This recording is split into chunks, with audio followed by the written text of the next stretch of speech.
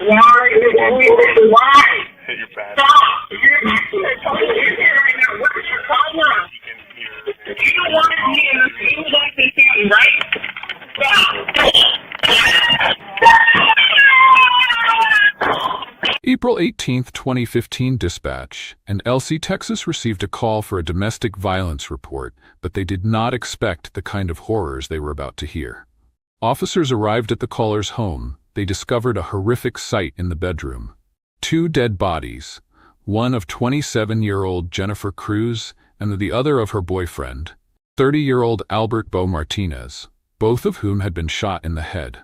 The scene was filled with cold, unforgiving feelings, with stains and trails of a tragedy waiting to be unveiled. After investigating, the police found clear signs of a break-in as a back door was damaged, yet this was not a robbery gone wrong. An alarm panel directly in front of the front door was flashing. Alarm canceled. This meant that the intruder knew the password to the alarm and disabled it on purpose. Not only that, no belongings were stolen from the home. This proved that there was only one purpose behind this elaborate display: to take away the life of Jennifer Cruz and her boyfriend. The dispatch call proved useful, as Jennifer kept referring to a person named David, as if she knew this person, just before the gunshots. Welcome everyone to our channel, the place where we delve into thrilling, mysterious cases and chilling stories that will grip your imagination. Don't forget to hit subscribe and turn on notifications so you never miss a new video. Now, let us embark on today's journey to uncover the truth behind this haunting case. Jennifer Lynn Cruz was born on September 4, 1987. She graduated a year early. When she was 17 years old, she met David Carrillo, born 1985 in Lubbock, Texas. With the naivete of youth, she believed this was the man that would help her build a happy future. Quickly after their blossomed love, Jennifer was pregnant with David's first child. It was a moment when the young girl believed that, despite all obstacles, their lives would be filled with the laughter of children and the joy of family. After a few years, their second child was born, bolstering Jennifer's hope for a perfect family. We were friends at first. And then we kind of got together like a year later. After we would see each other around like at quinceañeras and parties. But beneath the facade of happiness, the cracks began to widen. While Jennifer worked tirelessly to nurture her family, David spiraled into extramarital affairs. Time and time again, she uncovered betrayals by the man to whom she had given her heart. After years of enduring heartbreak, Jennifer made the painful but necessary decision to leave David. Drawing strength from her children, she resolved to start anew, seeking a peaceful life where she could shield herself and her kids from the damage David had caused. Describe y'all's relationship when it was good. Whenever did y'all ever, did the police ever have to come to your house? Was there ever any police reports in Brownfield or Meadow, wherever y'all lived? Were you in Lubbock? No, I never heard. After the breakup, Jennifer secured custody of their 2 children, the angels she would protect at all costs. Despite this, David was granted visitation rights every Thursday. Jennifer accepted the arrangement not because she wanted any lingering connection to the man who had hurt her, but because she believed the children deserved the presence of both parents in their lives. This was also the time she met Albert Bo Martinez, who soon became her new lover. On one such Thursday, David arrived as usual to visit his children at the home Jennifer had rebuilt as their sanctuary. Under the innocent gaze of the 2 young ones, everything seemed ordinary.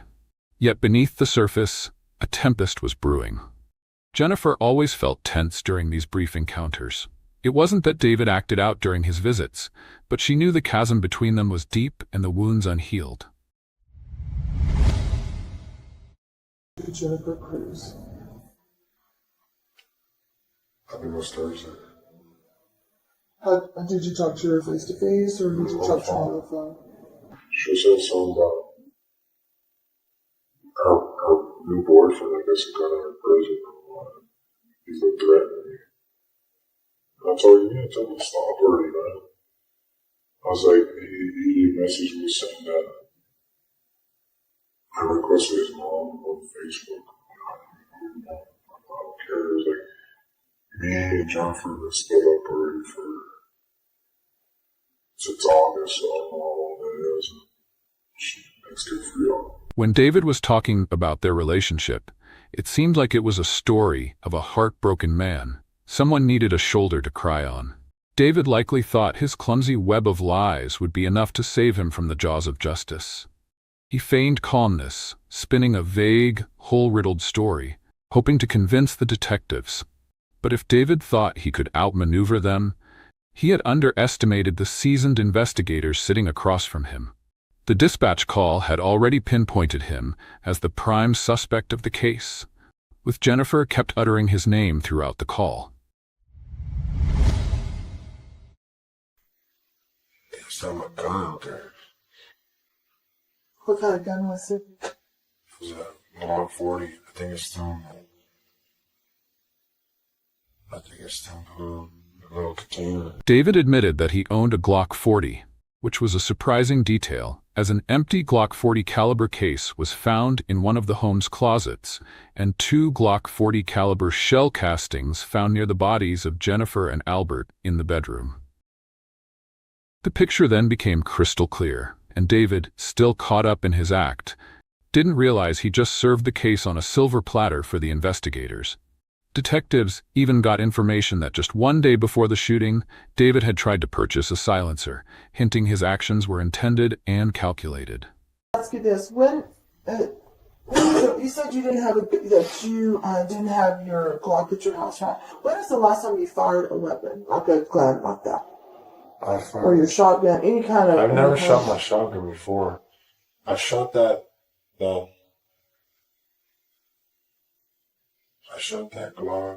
when I was taking the test for Loomis. So it's been a while since. So right now you haven't shot a gun in the last 24 hours. No. No. We have a test since that we need to do on your hand, and that will just show if you fired a gun. Okay. We'll do that right now if you don't mind. We'll go get some of that way. Just stay right there. They'll come to you. The detectives explained the test's purpose clearly. If traces of gunpowder were found on David's hands, it would serve as irrefutable proof that he had fired a weapon. David understood this, and the gravity of it sent chills through him.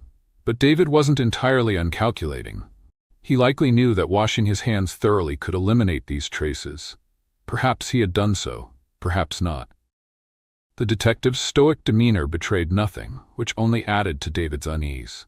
Every passing second felt like a tide pulling him further under. David tried to maintain his composure, but his eyes betrayed him, darting nervously with every movement the detectives made.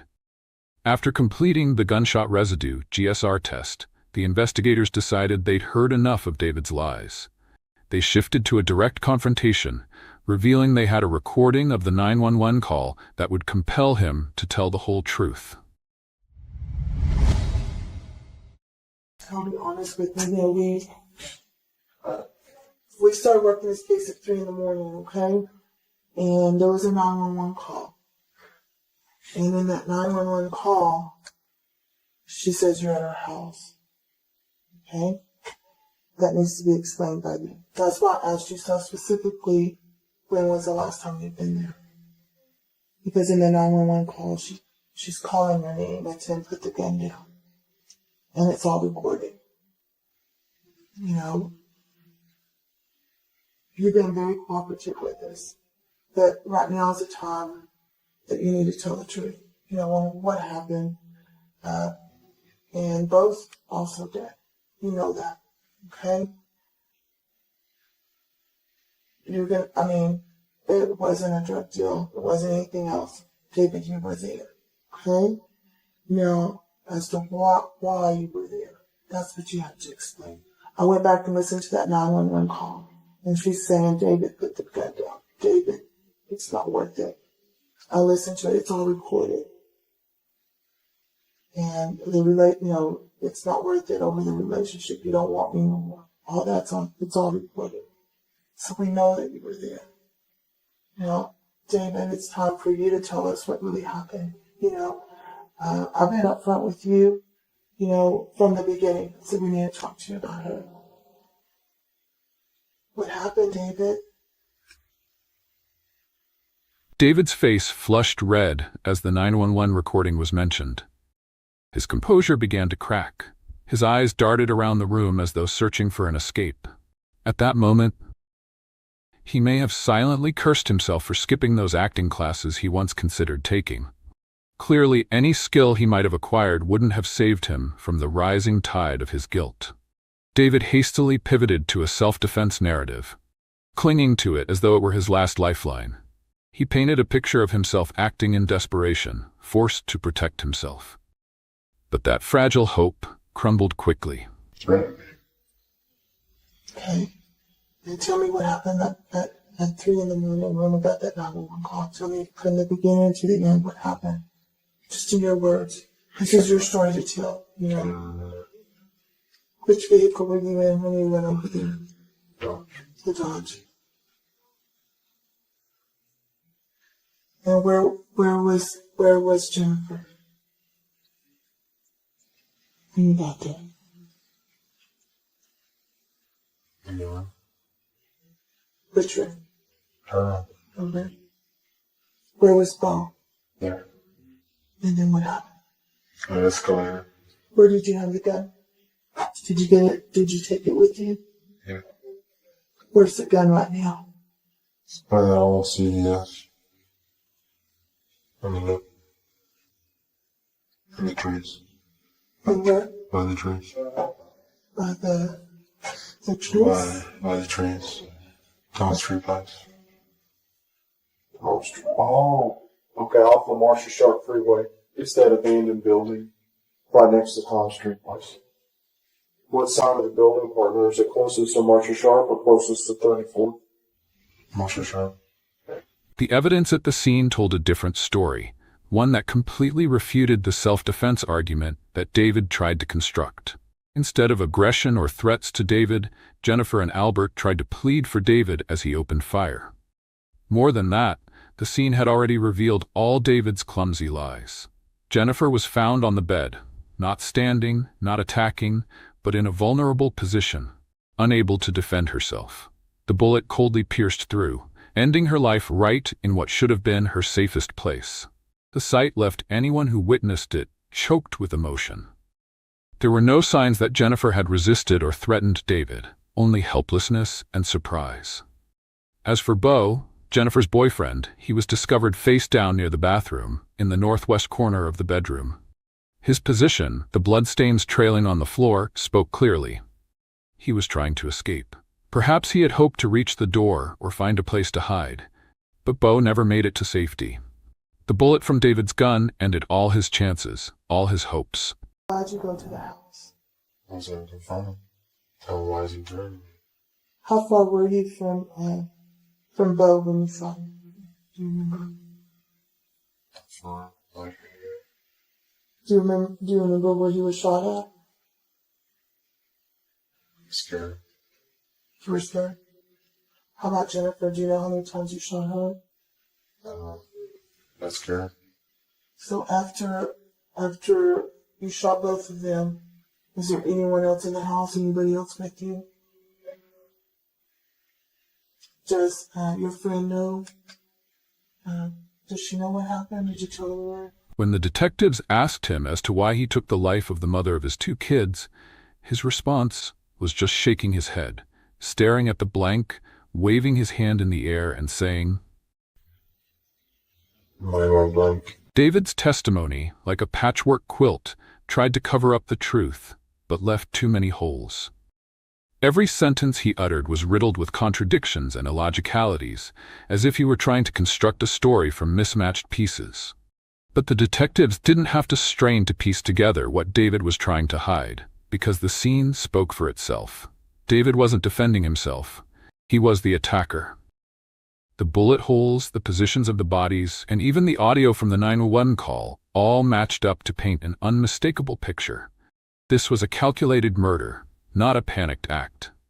David tried so hard to cover for his own guilt that when the detectives asked for his motives, he claimed that he suffered from bipolar disorder, as if this mental illness could save him. Yet this action only further highlighted the kind of man he is. What made you decide to do that, to go there, not to confront him? Thoughts in my head, just sometimes it's just, I don't know if I need help, or I don't know if I'm bipolar or what. She was always telling me if I'm bipolar.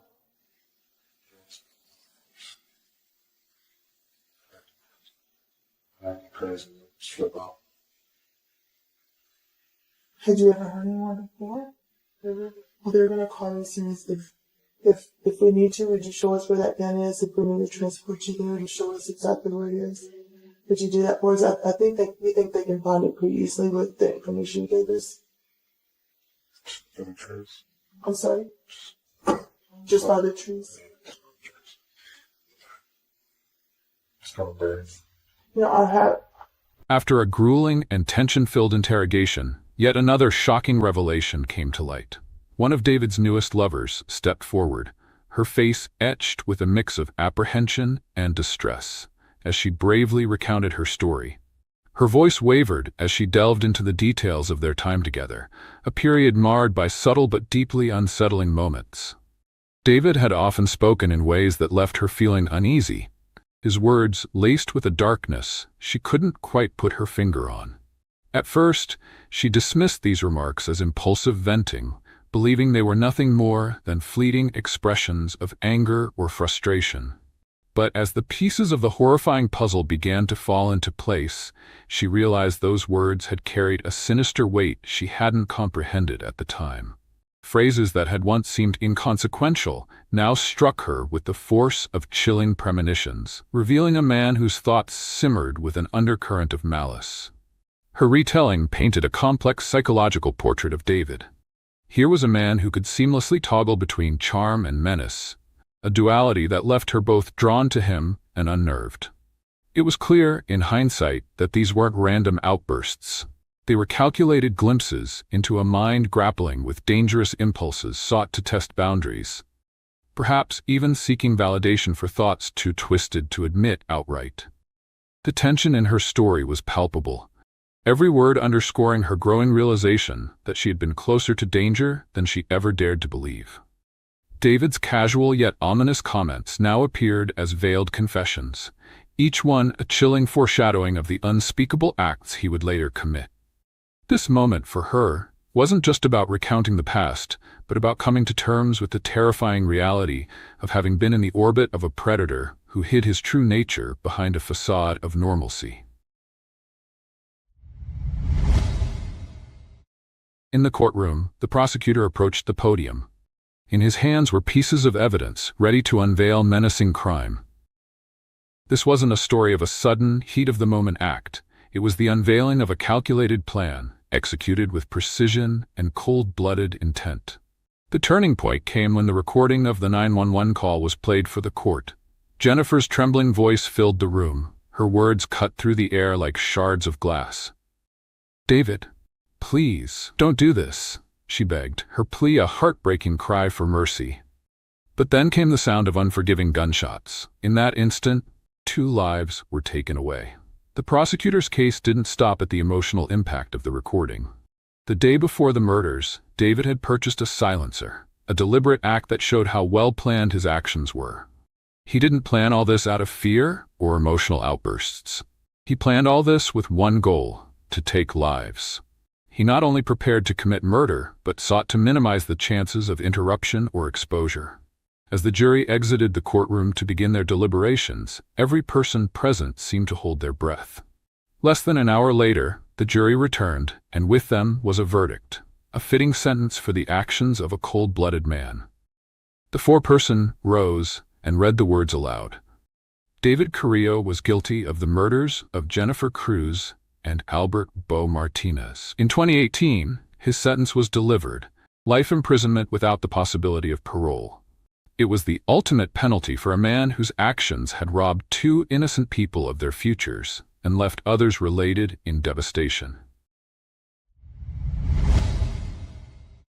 The swiftness of the jury's decision reflected the stark clarity of the case, but it also underscored the profound tragedy at its heart. No deliberation, no verdict, and no punishment could ever restore what had been taken. This judgment felt insufficient to those who had suffered the most. For Jennifer's family, for Bo's loved ones, and for the 2 children who would grow up without their mother, the sentence could never undo the loss or heal the scars left behind. Justice, though served, could not erase the echoes of David's cruelty or the shadows cast by his selfish, unforgivable choices. Jennifer's mother, her eyes heavy with sorrow, once revealed the devastating truth about the aftermath of that fateful day. Since the tragedy, the children had never experienced pure, untainted happiness. They still smiled, she said, her voice trembling with grief. But it was no longer the carefree, innocent joy they once knew. Each milestone in their young lives could not be witnessed by their mother any longer, and the one who took it all away from them, tragically, was their father. For these children, every step forward in life was shadowed by the silent knowledge that someone was missing. The void left by their parents was not just physical, it was emotional, a gap that no amount of love from extended family could ever truly fill. Their lives moved forward, but forever faced an emptiness. Though they were still young, these children were the most profound victims of the tragedy. Despite the care and affection of relatives who stepped in to raise them, the loss was a scar that nothing could erase. They grew up surrounded by love, but it was love shaped by grief, a love forever colored by the echoes of what had been taken from them. And that brings us to the end of this episode. What do you think of this story? Feel free to share in the comments. If there's a case you're interested in, let us know. And if you enjoyed this video, don't forget to like, share, and subscribe. Stay safe, and we'll see you next time.